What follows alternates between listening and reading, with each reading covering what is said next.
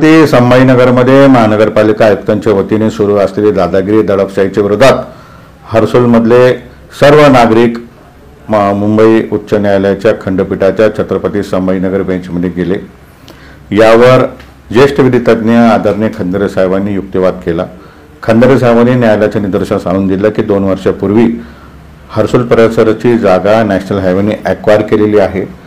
लोकांना 50% कंपन्सेशन मिळालेलं आहे आणि असं असताना महानगरपालिका विनाकारण दादागिरी करून लोकांना भयभीत करून पाडण्यासाठी मार्किंग करत आहे, वक्तव्य करत आहे की आम्ही या ठिकाणी पाडापाडी करू। ही बाब न्यायालयाच्या लक्षात आलं। न्यायालयाने ही बाब गंभीररित्या घेतली।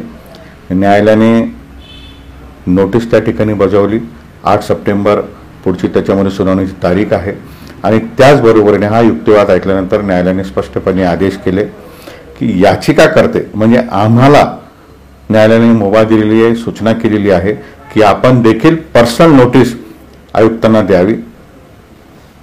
ह्या न्यायालयाच्या निर्णयाचा आधार घेत आम्ही हर्सुलच्या वतीने ज्यांनी पिटिशन दाखल केली त्यांच्या नावाने जी श्रीकांत महानगरपालिका आयुक्त बाय नेम आम्ही आता त्यांना नोटीस देणार आहोत।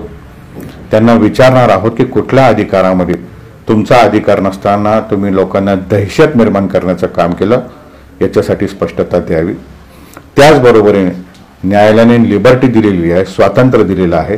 जर कुठलाही अधिकारी बेकायदेशीरप्रमाणे त्या ठिकाणी तोडफोड करायला येईल तर तात्काळ तुम्ही न्यायालयाचे निदर्शनास आणून द्या, मॅटर मेन्शन करा, पुढची कारवाई आम्ही करू।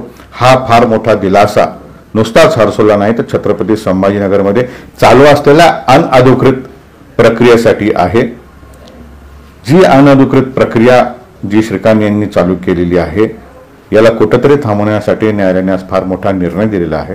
मी सर्व जनतेला आवाहन करतो, कोणीही भयभीत होऊ नका। कायदा आहे आणि कायद्याच्या चौकटीत राहून आपण न्याय मिळवून घेऊ।